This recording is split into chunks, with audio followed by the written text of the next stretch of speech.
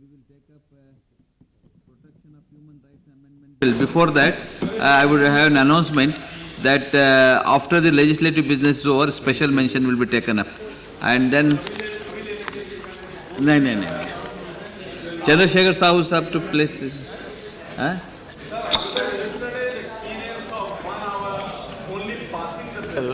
I congratulate you and him to pass it very fast. Sir, with your kind permission, I am making this statement on the status of implementation You of late. recommendations.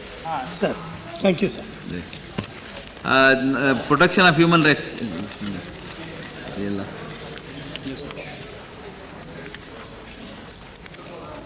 Mr. Deputy Chairman, sir, I beg to move that the Protection of Human Rights Amendment Bill 2005 be taken into consideration of the House. The National Human Rights Commission (NHRC) was इसे set up जल्दी in pass October कर दीजिए। 1993 under the provisions of Protection of Human Rights Act 1993 for promotion and protection of human rights in the country. In the light of the experience gained in the administration of the law for nearly 5 years, the Commission felt that a second hard look was necessary on the structural inadequacies in the law. In May 1998, the NHRC set up an advisory committee under the chairmanship of Justice A.M. Ahmadi, former Chief Justice of India, to assess the need for structural changes and amendments in the Protection of Human Rights Act 1993. The above advisory committee under the chairmanship of Justice Ahmadi suggested amendments to the Protection of Human Rights Act 1993. The NHRC then considered the recommendations of the advisory committee and suggested amendments to the Act to the government. The amendments suggested by NHRC were examined by an interministerial committee consisting of Ministry of External Affairs, the Ministry of Defense and the Ministry of Law, keeping in view the scope and ambit of the Act. The Interministerial Committee made recommendations to the government for amendments to the Act. The government considered the recommendations of Interministerial Committee and introduced the Protection of Human Rights Amendment Bill 2005 in the Rajya Sabha on the 8th of December 2005. This bill was referred by the Honorable Chairman Rajya Sabha to the Department-related Parliamentary Standing Committee of Home Affairs for examination. The Parliamentary Standing Committee, after a class-by-class consideration of the bill, suggested certain modifications to sharpen the focus of the amendments on the proposed changes so as to make it more effective. The government, after consideration, has accepted the modifications suggested by Parliamentary Standing Committee, and these are reflected in the list of official amendments, which has been submitted to the chairman of this House for consideration along with the bill. The salient features of the proposed bill are as follows. A. Making eligible judges of Supreme Court with at least 3 years of service to be eligible for appointment as chairperson of the NHRC. Apart from the existing provision of having retired Chief Justice of India eligible for the post of chairperson. Similarly, it makes eligible a judge of the High Court with at least 5 years of service eligible for appointment as chairperson of a State Human Rights Commission, apart from the existing provision of having a retired Chief Justice of a High Court. This would enable the selection committee to have a wider choice while recommending a suitable person for the post of chairperson. B. The amendment reduces the number of members of a State Human Rights Commission from the present 5 to 3. This will also help in reducing the cost of such commissions in the states. The bill also provides that where a state on financial consideration is unable to have its own commission, it can co-opt the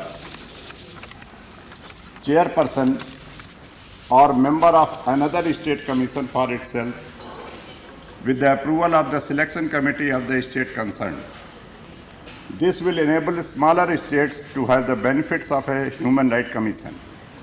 C. The proposed amendments enable the NHRC to transfer complaints received by it to the concerned State Human Rights Commission. The NHRC at present receives a large number of complaints, making disposal of such complaints time-consuming. The amendment will enable the NHRC to transfer these complaints to the concerned Human Rights Commission of the state concerned for disposal. The NHRC has also been empowered to visit any jail or other institution without prior intimation to the state government concerned. This will enable the Commission to make surprise visits to the prisons. Another important amendment relates to enabling the NHRC and the State Human Rights Commissions to make interim recommendations for compensation at any stage of the inquiry and not only after the completion of an inquiry, as is the law at present. This would ensure that victims of human rights violations would be in a position to obtain interim compensation wherever the NHRC or a State Human Rights Commission feels it justified to do so. The amendments also empower the NHRC and its chairperson to delegate certain powers and functions of the Commission to the Secretary General, except judicial functions and rule-making power under Clause 18 of the bill. The amendments also provide separate membership of the Commission for the chairperson of the National Commission for Scheduled Caste and the chairperson of the National Commission for Scheduled Tribe. Consequent upon separate commissions coming into existence. E. The other amendments to the bill clarify that the chairperson of the NHRC and the State Human Rights Commissions are distinct from the members of the respective commissions. The definition of international covenants has also been modified to enable the central government to notify future international covenants and conventions to which the Act would be applicable. It is expected that the above proposed amendments to the Protection of Human Rights Act 1993 as laid down in the bill before you would make the National Human Rights Commission and the State Human Rights Commission more efficient in the functioning and would help in the prevention of human rights violations. With these words, sir, I commend this bill to this August House for consideration and approval. Sri Arun Jaitley.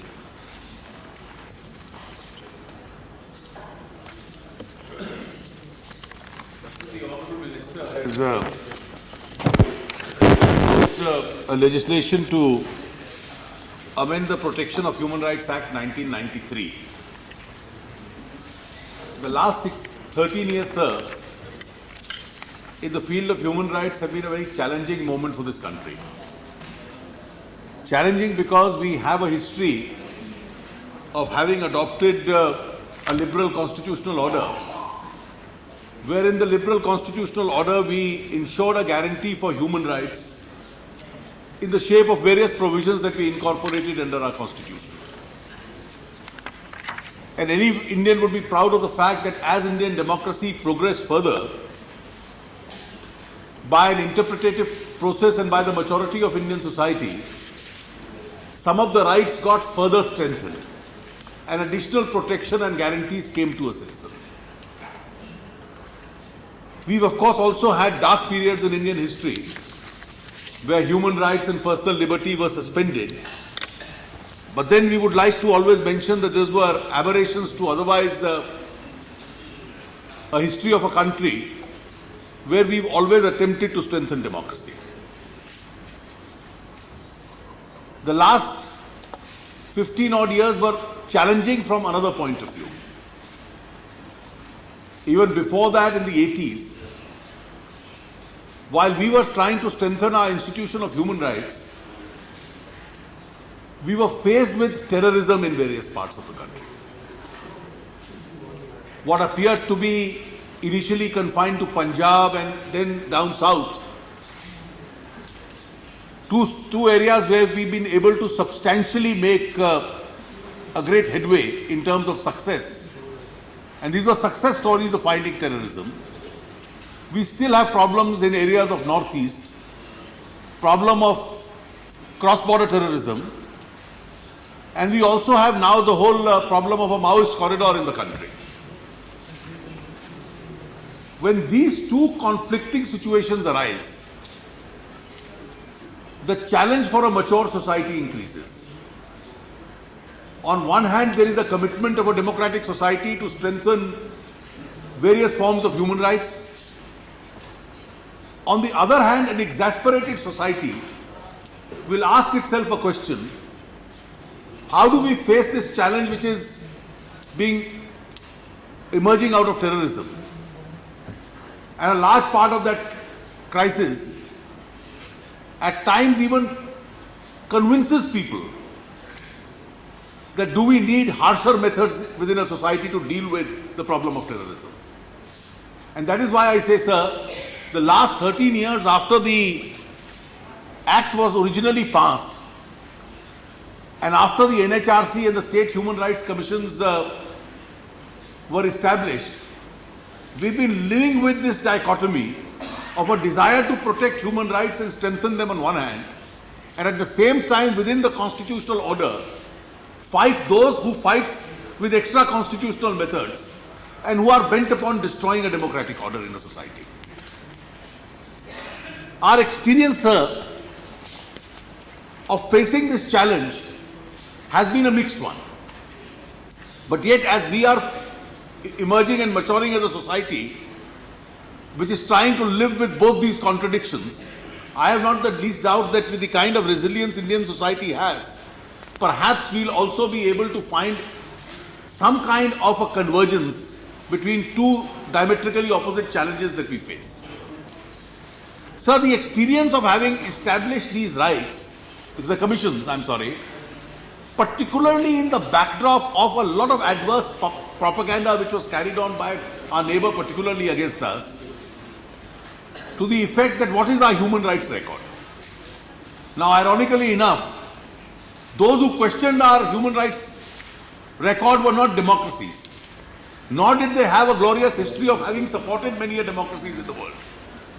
And yet, since this opinion was building up, it was the majority of our society that we decided to create these institutions, which will be an institutional mechanism at the level of the central government, also at the level of the state governments, which can make sure that violations of human rights do not take place, which can also carry on an advocacy function, that even when we live with challenges, we can continue to strengthen a large part of these institutions itself. So the experience by and large has been reasonable, but this is an experience which we will try to make sure that it improves further. It is in this background that the minister and the government have considered it necessary to suggest certain amendments to the bill. The minister in his opening statement just now mentioned that before this bill came into force, an expert committee was constituted, the National Human Rights Commission was consulted, and thereafter the government considered it, the matter went to the standing committee, and finally the wisdom of all has produced these amendments, which in any dynamic society may be necessary after 13 years of experience. I have, sir, no conflict with the basic tenor of a lot of what the minister has said. It's the practical wisdom of any society which after larger consultations wants to improve every institutional mechanism. But I have three doubts in my mind with regard to the amendments which have been proposed. And I have also separately, sir, suggested some amendments to the minister's draft to this effect. My first doubt, sir, is in relation to the amendment which is proposed by clause 3 in section 3 of the Principal Act. The original act envisages that the National Human Rights Commission shall be headed by a former Chief Justice of India. The new National Human Rights Commission has a tenure of 5 years. Now, this experience between 1993 till today of having the senior-most former judge of the country heading a tribunal of this kind has lent credibility to this institution.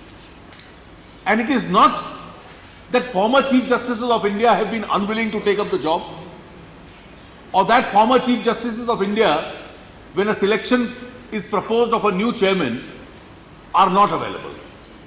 We've had 3 chairpersons till now, and all 3 chairpersons have been eminent former Chief Justices of India, and each one of them in his own way has lent credibility to the functioning of the Commission. Even this time, I can count offhand that when the tenure of the present chairman comes to an end, there will be a galaxy of former chief justices who will be available, of whom the collegium can decide to appoint any one of them. The tenure of the commission is 5 years.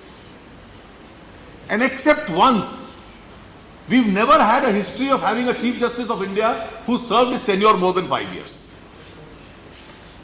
And therefore, during the period of 5 years, a lot of Chief Justices retire, and every time a selection is made, either 3 former Chief Justices are available or 5 are available, as would happen by the end of the year when the post falls vacant. And we'll have a large number of former Chief Justices available, of whom the collegium in its wisdom can decide to select one of them. What then is the compelling necessity to bring about a change that instead of a former Chief Justice of India, the commission can now be headed by a person who's been a judge of the Supreme Court with 3 years experience? A judge of a High Court or a Chief Justice of High Court retires at the age of 62. A judge of the Supreme Court and the Chief Justice retires at the age of 65. So every person who has been a judge of the Supreme Court will necessarily have a 3-year experience. So the amendment in effect means that instead of the NHRC commission being headed by a former Chief Justice of India, it will now be headed by any person who has been a judge of the Supreme Court. He may even have been the junior most judge of the Supreme Court. Now I am unable to understand as to what is the compelling necessity to downgrade the stature of the commission. Instead of the commission being headed by a former Chief Justice of India, which adds weight to the stature of the commission, its reports get international recognition, its reports and functioning are looked with an element of credibility. Suddenly you bring an amendment and say, it need not be the former Chief Justice of India, it can in effect be any person who has been a judge of the Supreme Court. Now such amendments, sir, I suspect are normally brought either in a situation where you may actually find at the 5 years you don't have enough people to choose from. That is not the case, because normally a Supreme Court judge may be a Chief Justice for 6 months, 1 year, 1.5 years, and during that period of 5 years you may have 3 or 4 eligible candidates available. What then is the compelling necessity that the government has decided to downgrade the NHRC? That it will no longer be headed by a Chief Justice, former Chief Justice of India, it will be headed by a simpliciter judge of the Supreme Court. I suspect, sir, and I hope this is not the case, that is it because we have somebody in mind who we want to appoint? And this somebody may not have been the former Chief Justice of India? Sir, may I say this? There is a lot of difference between appointing a former Chief Justice and appointing a judge. Normally, a former Chief Justice would be a person who's at least had, between the High Court and the Supreme Court tenure, a judicial experience of more than 2 decades. He's headed the highest court of the world's largest democracy. His seniority, his experience, his stature, his vision, his experience in balancing the need of a society which is on one hand wanting to strengthen human rights and democracy, on the other hand is fighting terrorism, on the third faces problems of serious law and order from mafias, etc. So in balancing this, a great amount of maturity is required. Now amongst the various amendments which are well-meaning which you have proposed, I don't see any reason why this amendment should be slipped in, and the effect of this amendment is going to be that the government of the day, who has a major say in the appointment of the chairperson of the NHRC, will then in future start looking into the entire range of people available and start selecting who will be more comfortable from the government's point of view. In the case of a former Chief Justice, your choice is restricted to the most experienced people. But if you start selecting any person below the age of 70 who has been a judge of the Supreme Court, the government's eyes will first fall upon a person, and that will be any government's eye, as to with whom I have a lot more comfort level. And once this becomes the criteria after this amendment, the value and the credibility of the report of the NHRC is going to go down. So I would seriously urge the Honorable Minister to seriously reconsider this part of the amendment, which in my view is downgrading the stature of the NHRC itself. The second amendment is almost an identical amendment. I won't repeat the points. Is in clause 12 of this bill, which seeks to amend section 21 of the Principal Act. At the state level also, a Chief Justice of a High Court was normally required. Now, instead of a Chief Justice, you will have the chairperson who has been a Chief Justice or a judge of a High Court for 5 years. The persons are normally not elevated as a judge of the High Court because district judges also retire at the age of 58. Good lawyers are being elevated as judges in their early 40s or mid 40s or in their late 40s. So they all have 10 to 15 years of experience. So you are now opening the state level chairmanship with almost an eligibility condition that the least experienced man can also be appointed. Now I am asking myself, what is the compelling necessity to downgrade the stature of the NHRC and the state level commissions? Governments of the day may at times find reports which don't suit them, but that's what the whole system of human rights is all about.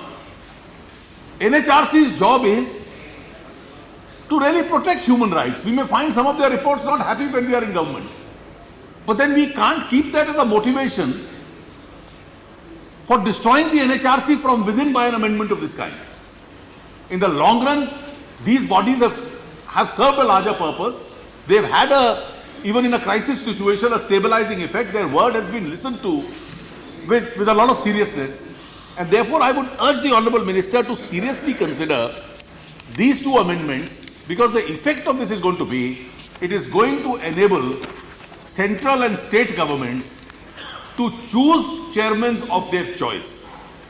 And when government-friendly chairmen are appointed, I think that's the end of a body of this kind. The third, sir, is an amendment which by clause 8, which the Honorable Minister has proposed to section 10 of the Principal Act. Now, the NHRC can receive complaints from any person. The NHRC can receive complaints which are referred to it by the Supreme Court or the High Court. Now, I think you are expanding the scope a bit too much by now including a phrase that any magisterial court in the country can now start referring complaints to the National Human Rights Commission. There have to be some mechanism by which the complaints can be referred to either the state human rights body, but if every magistrate in the country is going to be empowered to refer complaints to NHRC, then the backlog of complaints before NHRC would never be adjudicated. You have to place matters of eminent importance before NHRC. Other matters have go to the states, and therefore when you allow some thousands of magistrates all over the country to start referring complaints in every second case to the NHRC, you are going to load the NHRC with business which the NHRC will not be able to discharge. And some of these complaints may be of a nature which may be important at the local level, but may not be big enough to merit the time and attention of the NHRC. Maybe they require either the state committee or some body that the state committee set up, their intervention at that particular stage. So I would therefore, while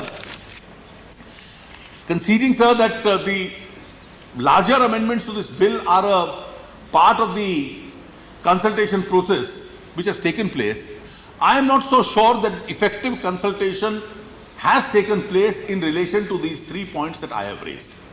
Recently in July, the chairperson of all state human rights commissions had a meeting, and all of them have unanimously now decided and resolved that these 3 points which I am raising are really matters which the government and the parliament must reconsider. Because it serves nobody's purpose, it's not an adversarial issue that we downgrade the stature of the state level commissions and the national human rights commissions. And there is no compelling necessity, there is no provocation for the government to do that. And therefore, while lending our support to these amendments, I would urge the Honourable Minister to seriously reconsider these 3 points. If necessary, the bill can be held over, subject to what other colleagues in the House have to say, and these 3 corrections can be made after a consensus that really comes about. Thank you very much, sir. The statement by Minister Sri Pranab Mukherjee. With your permission, I want to make a statement on the implementation of the recommendations contained in the 6th and 7th report of the Standing Committee on Defence on 14th Lok Sabha, during 14th Lok Sabha. I am making this statement on the status of the implementation of... You can lay it. I can lay it on the table of the House, sir, with your permission. Thank you. महोदय, मैं राज्यसभा में प्रक्रिया के नियम एवं कार्य संचालन नियम 266 के प्रावधानों के अनुपालन में तथा राज्यसभा के सभापति के निर्देशानुसार ग्रामीण विकास ये भी लेकर दें। हाँ, इसको महोदय की इजाजत से मैं ये दोनों वक्तव्यों को सदन के पटल पर रखता हूँ। अच्छा। Shri Sudarshan नाचियप्पन। I support this bill, which is very much timely placed before the Parliament on the basis of Justice Ahmadi's report and recommendations. Sir, India has got the prestige of winning the election for the Human Rights Council at the international level, which is newly constituted, after having the experience of International Human Rights Commission for the past 60 years. India has got the highest vote, that is out of the countries which have voted 190, India has got 173 in the Asian sector. Therefore, it shows that India has protected and also promoting the human rights with all the recognition of the international community. Because during the election period, many of the NGOs and also reputed organizations are putting forth how much every country has protected and also promoted the human rights. The Human Rights Watch, which had launched its website analyzing the candidates' human rights records, had urged number of member states not to vote for certain countries. But at the same time, they analyzed in which way every country has promoted and also they protected the human rights in their own country. India has got the reputation of not within the not to vote countries, which are very unfortunately the Azerbaijan, China, Cuba, Iran, Pakistan, Russia and Saudi Arabia were also listed not to be voted for that countries. India has been appreciated in all respects that the human rights were protected and promoted in India. Sir, with this reputation, we have made, even at the founder member of the Human Rights Commission, as early as 1946, as one of the country out of 58, which were the founder members, India has brought all the Declaration of Human Rights as part of the fundamental rights of our Constitution and also directive principles of the state policies. Therefore, India has been a reputed country throughout the world to bring all the declarations as part of the Constitution. Subsequently, in every enactment, we brought forth and protected the interests of the human rights. Sir, originally, the covenant which was explained in this Human Rights Protection Act was confined as shown in the present amendment. The international covenants means the international covenants on civil and political rights and international covenants on economic, social and cultural rights adopted by the General Assembly of the United Nations on the 16th of December 1966. But now it is expanded to include, quote, and such other covenant or convention adopted by the General Assembly of the United Nations as the central government may by notification specify. This expansion is now allowing the Human Rights Commission to go into the issues not only on the civil and political rights, but also the issues of the economic, social and cultural rights. Sir, every day we are finding that the national human rights and also the state human rights commissions are coming forward with recommendations even on the suicidal death, not only on the custodial death, but now they are going into the economic suicidal death also. They are recommending that the purchasing power of the individual citizen should be increased. They are making so much recommendation that there should be social enactments and social points should be considered when there are policies are made by the government, both state and central government. To that extent, the human rights issues are now attracted the national and also the state attention. When this type of developing the human rights issues, sir, I feel that the new amendments which were proposed by the government is also to be appreciated in that light. Sir, I can take example of many states, but I can show that many of the states could not bring any Chief Justice of a particular High Court, sitting or retired judge, to man as the Chief of the State Human Rights Commission. Therefore, that post lying vacant for many years. They could not find anybody. They are not interested to come and join in that particular post. Because the enactment is only having the recommendatory power. It is not having any power to punish a particular person if there is a human rights violation is found by the Commission. Therefore, they feel that it's only a chamber where you can go on examining the witnesses, sending your officials to the particular jail and finding what are the human rights violations are there, and then you recommend a certain thing to the government.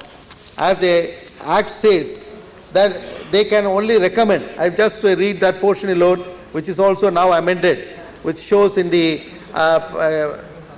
class 18, the C, class 18C, recommend to the concerned government or authority at any stage of the inquiry for the grant of such immediate interim relief to the victim or members of his family as the Commission may consider necessary.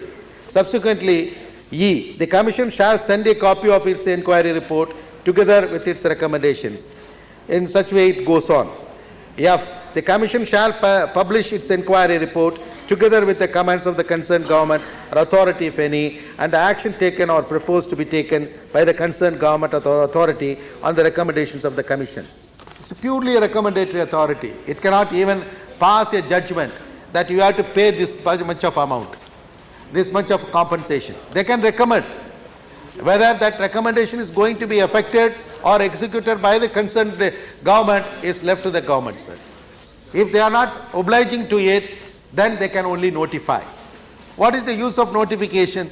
It is going to be publicized that against this particular government agency, the violation is there, and therefore there was a compensation given by the such and such commission.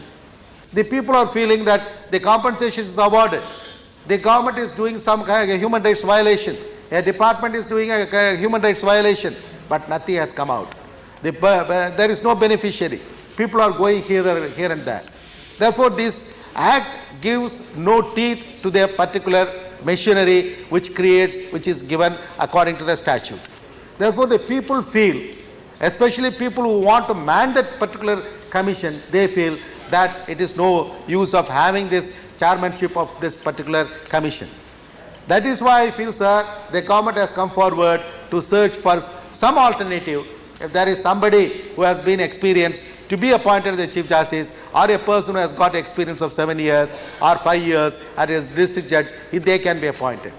That is the thing I feel, sir. On that basis, Justice Ahmadi has recommended that there is lot of vacancies are available throughout India, wherever there is some state commissions are existing. There are many of the states, majority of the states have not at all come out with any state commission. Even in the National Commission also, sir, there are many vacancies that has to be appointed, that has to be vacancies to be then and there filled up. But there is no person available for that particular post. Therefore, this is the situation has arisen. Therefore, what I want to submit, sir, it is not that degrading a particular commission, but there is a need to give more vigor and dynamism to this commission. We have to give the power to punish. There is a section 30, sir, where the state governments can declare that these are the human rights court, they can try the case and convict the person. But none of the states are declaring it. The central government has got no right to declare that a particular district court can work as a human rights court. Therefore, the state governments are empowered with it. No state government is ready to come forward to say that I am allowing even my officials to be tried by this particular court. The violation is only by the government or the government agency or a department or a group of persons. Therefore, the situation is like that, sir. Therefore, the situation is to give more powers to the commission. Sir, we are really brought the constitutional amendments, we have given the constitutional mandate, we have brought the statute, we have even mentioned in the Right to Information Act that human rights violation, even if it is a military or any civilian force, that can also be brought to the Right to Information Act purview. We are very bold enough to say like that, sir. We have given the right to the citizens. You can question the government to get the information regarding this aspect. But at the same time, when they are getting the information and they are going before the court, they have to wait for many years to get the verdict. Then they are seeking the commission. The commission is having no teeth to give the orders. They can only recommend. If that is the case, sir, this is only one another commission is to be in the statute book, one another commission which is going to attract the media then and there, recommending certain thing against the body which is now existing. Therefore, sir, it is a high time to see that these commissions are given more powers. Sir, with this observation, I would like to draw the attention of the government that the commissions are now coming forward with certain recommendations on the issues of the economic, social and also cultural aspects of the human rights. When it is coming out, it should not be just like the recommendation again, sir. When the Supreme Court says that you have to come forward with a project within a particular period to interlink all the rivers in India, then the government started to think about it. They constitute the committee and they work on it. If there is a government, if the High Court of Delhi issues issues an order, then that monkeys are creating problem menace in Delhi city, therefore you constitute a body and see that the monkeys are removed from that particular place. These are all the duties of a particular civil organization or a corporation or a body or a state government. But when they are not obliging, when they are not coming forward with any action, then the court interferes.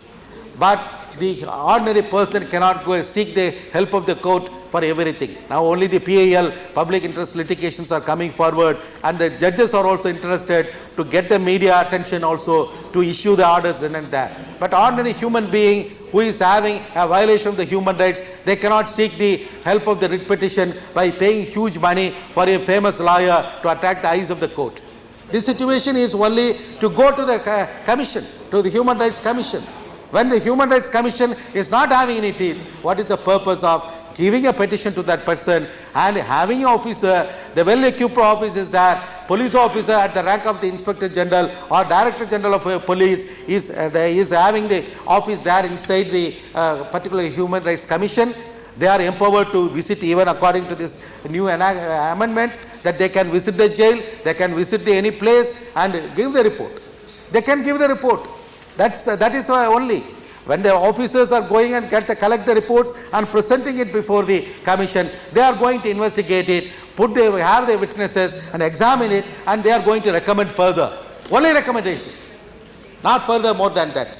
If the state government or the central government keeps the records and are not replying or replying that we can't oblige it, then they can notify. What is the notification? There is no legal proceeding to go against that particular act, sir. Therefore, the section 30, which now gives a human rights court to be constituted by the state government, should also be made actually in the practice.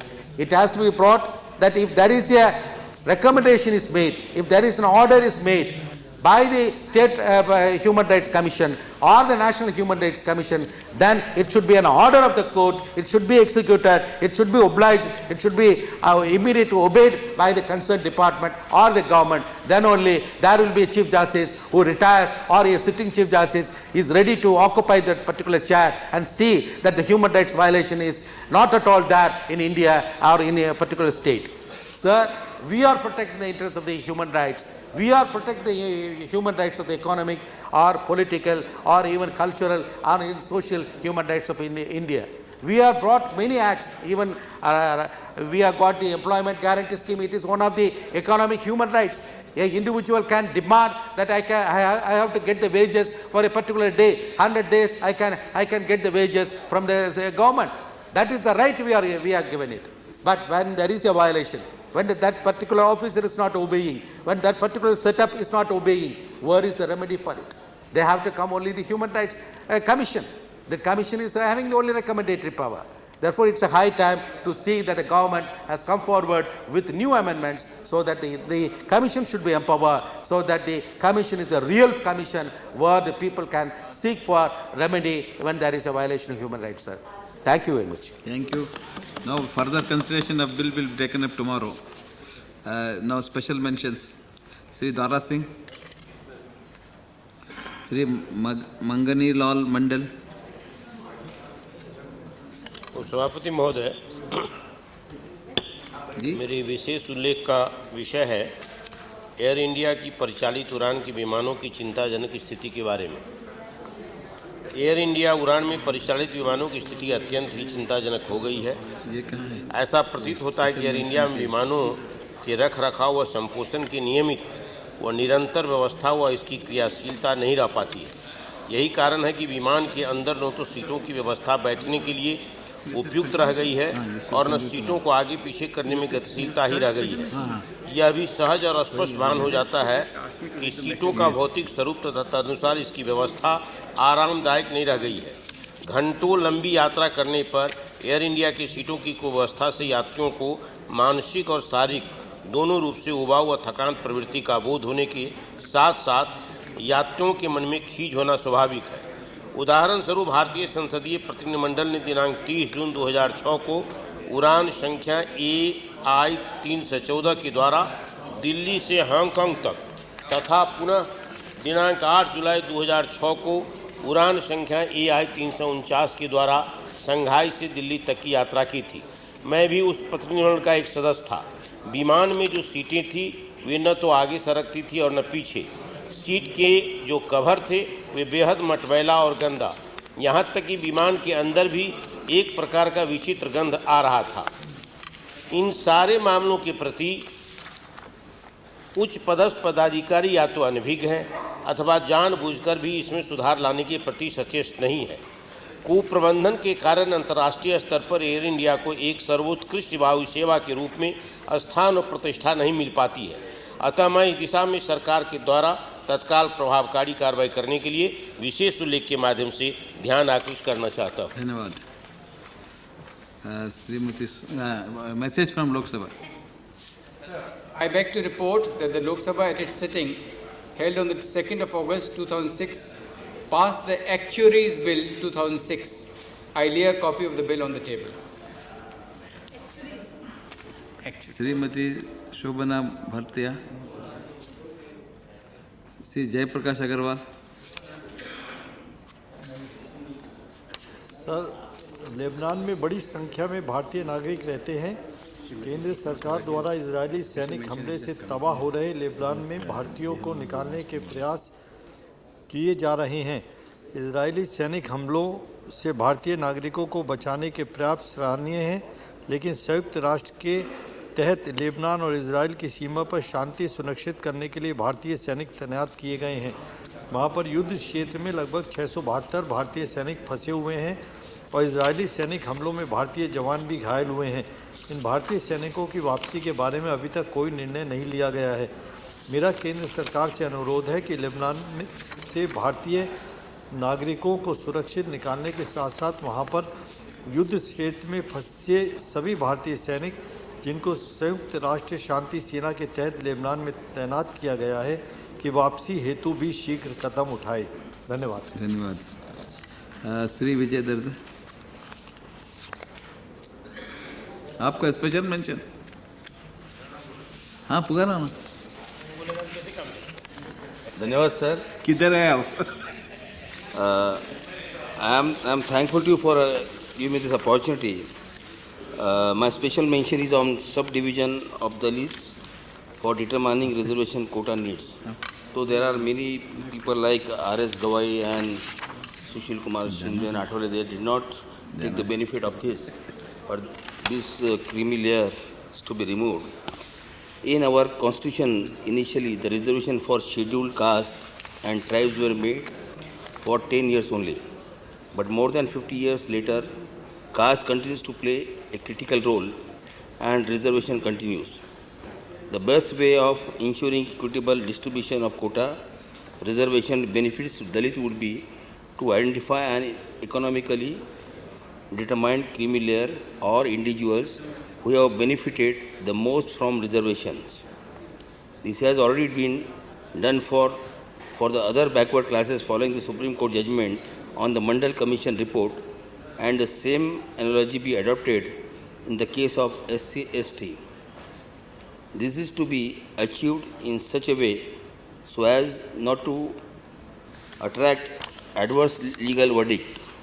This can be done either by amending the Constitution or by placing the new legislation in the 9th schedule, where it would be secured from legal challenges. The present proposal is for following the state governments to divide Dalits into subcategories to identify some groups who have concerned disproportionate amount of benefit from the reservation and identifying those who still need quota benefit. This category-based quota, that too determined by each state, may look complex. It may also generate a severe backlash from leftover dominant SC/ST groups, but a beginning has to be made to avoid the constitutional reservation with the present socio-economic scenario, so that only needy gets the intended benefits. To face the likely criticism, government may simultaneously launch a concerted campaign for ensuring wider acceptability of the proposed changes in the SC/ST quota concept. Thank you, sir. Thank you. Sri Kalraj Mishra. Bharat में HIV ग्रस्त पुरुषों की मृत्यु के बाद उनमें से 79% की विधवाओं को पति की संपत्ति से वंचित कर दिया जाता है।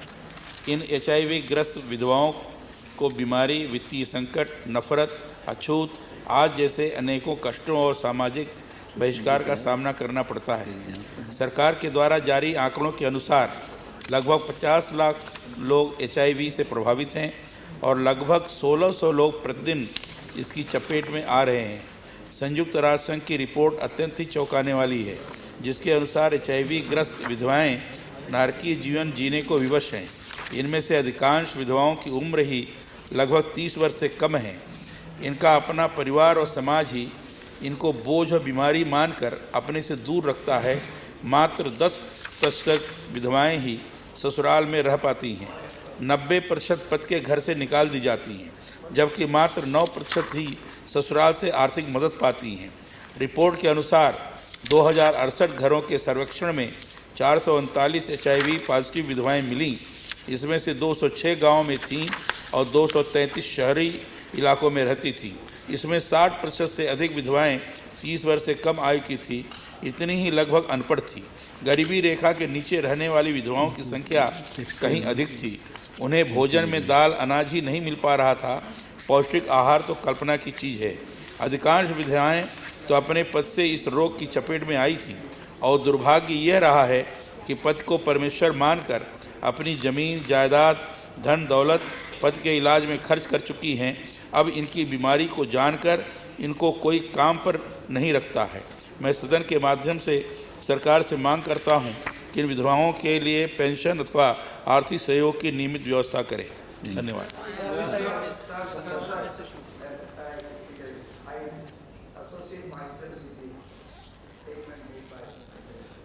That is over. Sri Ram Narayan Sahu.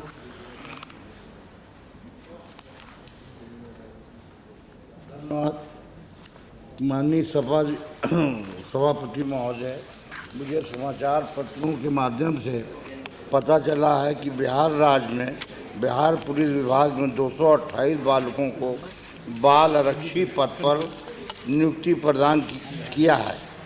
बाल आरक्षियों की नियुक्ति उनके पिता की असमय मृत्यु के कारण की गई है। ये सत्य है कि किसी परिवार का सक्रिय व्यक्ति की मृत्यु से उस परिवार पर आर्थिक संकटों का पहाड़ खड़ा हो जाता है, परंतु उस परिवार के अबोध बालक को नौकरी देकर एक बाल श्रम कानून का मजाक उड़ाना है। वहीं दूसरी ओर अपरिपक्व बालक के विकास के अवरुद्ध करना उचित नहीं है। 228 बच्चों से उनका बचपन छीनना और विकास के अवसर सीमित करना कानूनन अपराध है। पुलिस महानिरीक्षक ने पत्रकारों को बताया कि असमय मृत्यु के कारण उनके परिवार के बड़े बालक को सदा सेवा का अवसर प्रदान किया गया है। तो क्या महोदय, यदि किसी ऐसे शोक संतप्त परिवार में बड़ा लड़का शिशु हो तो बिहार पुलिस उसे शिशु आरक्षी पद पर नियुक्ति प्रदान करके देगी? मेरा सुझाव है कि ऐसे दुखी परिवार के बच्चों को आरक्षी बनाने के बजाय उसको सेवा अवसर करने के वयस्क होने तक आरक्षित रखा जाना चाहिए या फिर आर्थिक सहायता का कोई दूसरा रूप ढूंढा जाना चाहिए। मैं माननीय सदन से अनुरोध करूंगा कि इस प्रकार की घटनाओं को दोबारा होने से रोका जाना चाहिए तथा अधिकारियों के विरुद्ध कार्रवाई होनी चाहिए जिन्होंने मानव अधिकार एवं बाल श्रम कानून के विरुद्ध कार्य किया है। धन्यवाद। धन्यवाद। श्रीमती विप्लव ठाकुर। स्पेशल सेक्शन में बढ़ाया था, स्वास्थ्य मंत्रालय को जवाब नहीं दे रहा I would like to draft of this August House in the insufficient flight services and lack of the other essential facilities at Bhuntar Airport. Kullu. Lots of foreign tourists visit Manali, Kullu and many other nearby places every year. Several tourist and pilgrimage centers around Kullu and its Dussehra celebration and other religious centers attract lakhs of people throughout the country.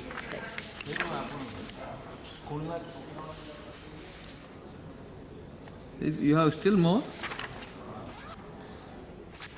ये है जी Existing? अभी है? नहीं, दो तीन बस। Sir, thank you very much. Praveen Rashtrapal. I want the central government to intervene for many people who are marooned and affected on account of heavy floods in the state of Gujarat. It was reported that Cabinet Secretary Government of India or Home Secretary Government of India had called meeting of officers from affected state. It is very tragic events has taken place in Gujarat, sir. No, you have to read only. Just read it. Okay, thank you. There are occasions when heavy rains create problem for rural India and big cities too. Last week there were heavy rains in Kheda, Anand, Baroda, Surat and other areas of South Gujarat. Many persons lost their lives. Property worth crores is damaged. A highway from Gujarat to Mumbai closed for traffic for many days. Rail services were also affected.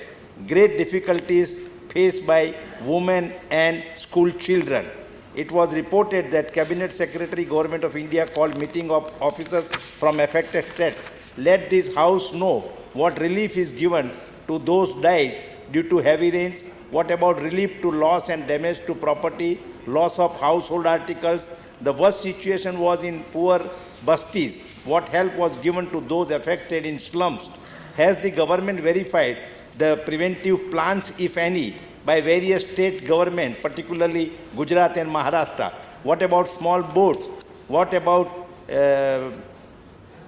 medical relief, etc.? What about food to the school children who are in difficulties for the last 3-4 days in Kheda district and Dholka Taluka? Attention is also invited to 20 ONGC workers working on drilling site in the Bay of Cambay. What help and assistance was given by the Ministry of Petroleum and Natural Gas? Are the workers saved from the disaster? All this information may please be given to the House. Thank you very much. Sri P.R. Rajan. Sri Perumal. Where were you? I called.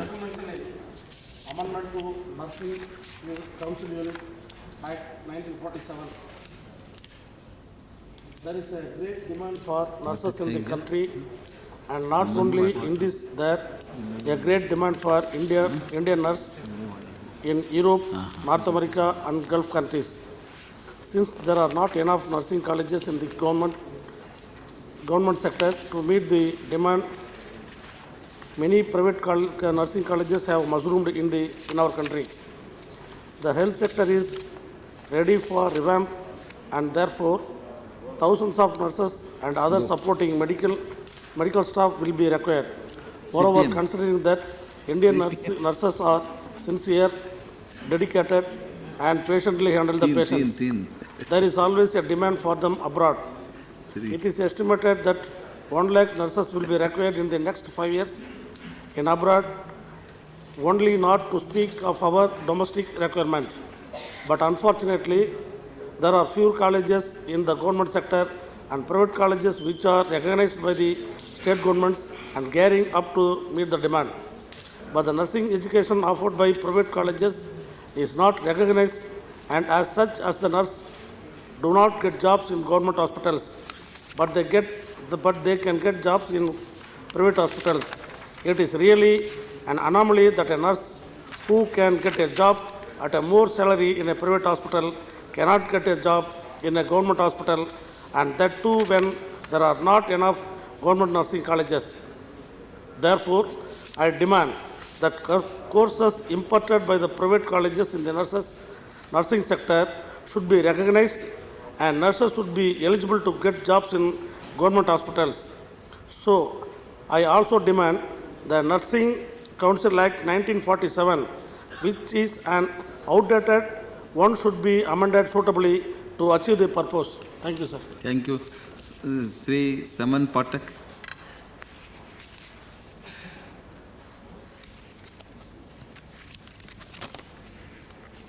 Honorable Vice Chairman, sir, thank you for giving me this opportunity to mention here one of the glorious problems of Darjeeling Hills in the state of West Bengal.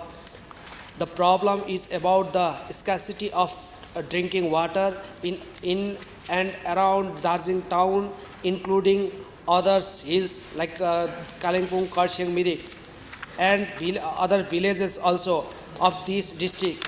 Every year, especially during the summer session, when a largest number of tourists and visitors, largest tourists visit Darjeeling, the problem is encouraged. The scarcity affects not only the tourists and visitors, but also the local people. Recently, the central government and state government has taken a decision to start a new project for the water pumping from Balasan River and distributed to the town people of Darjeeling, but it is insufficient to meet the need of the people. Previously, only Darjeeling town was facing the drinking water problems, but at present, other towns and villages of Darjeeling Hills are also facing the same. Furnish people to buy impure water in high rate during the dry season. Hill area with healthy climate are placed of tourist attraction, but due to the want of drinking water, the tourist traffic is being diverted elsewhere. Water crisis has been hampering the tourist industry, which is the background of Darjeeling's economy. Sir, I urge upon the central government to provide a special assistance fund for the tapping new source and increase the water supply system for the people of Darjeeling Hills. Thank you. Sri Matilal Sarkar. My special mention